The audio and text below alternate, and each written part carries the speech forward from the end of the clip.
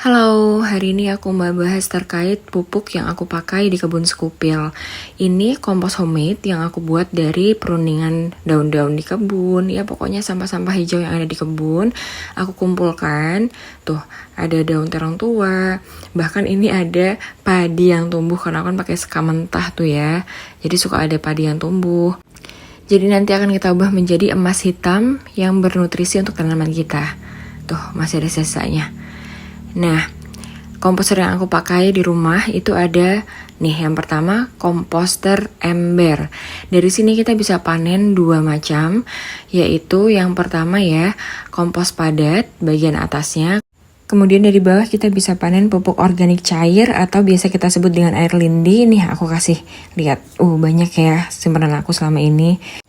Kompos kedua, ini dalam bentuk fermentasi nitrogen. Aku bilang kenapa? Karena ini isinya daun-daun hijau yang aku fermentasi sama air cucian beras. Ini bagus banget, tapi bau. Ini dalam komposter ember kita bisa dilihat ada sekam-sekam mentah. Karena kita pakai prinsip layer, sampah hijau dan sampah coklat. Sampah coklatnya bisa pakai sekam mentah atau sekam bakar. Begitu terus sampai penuh.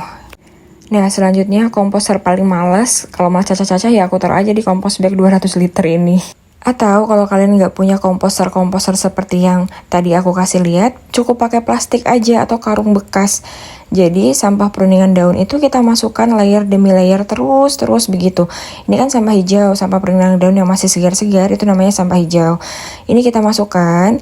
Terus setelahnya kita kasih sampah coklat, bisa sekam bakar atau sekam mentah. Nah, gitu aja terus sampai plastik ini penuh. Terus layer demi layer, bahkan sampah-sampah dapur kayak nih kulit bawang pun kita masukin aja. Semua sampah hijau itu bisa untuk kita kompos ya. Nah, ini uniknya, aku nggak pernah pakai M4, aku pakai POC dari komposter aku sebagai bakteri untuk pengurainya ya. Jadi semakin cepat nih proses penguraiannya untuk jadi kompos siap pakai. Ini contohnya kalau sudah penuh nih, aku taruh diemin 1-2 bulan, dia akan jadi seperti ini. Ada beberapa ranting atau batang yang belum terurai sempurna, ini nggak apa-apa, kita aduk-aduk aja, kita cari yang sudah halus di bawah. Tuh, ranting-ranting yang belum terurai sempurna kita masukkan komposter supaya dia terurai. Poin plusnya mengompos berlayer antara sampah hijau dan sampah coklat itu supaya kompos yang dihasilkan gembur seperti ini. Tuh, teksturnya. Ini bisa langsung kita aplikasikan ke tanaman sebagai penambah media tanam dan kesuburannya. Masya Allah, tuh liatin. Mudah kan mengompos? Happy gardening, selamat berkebun.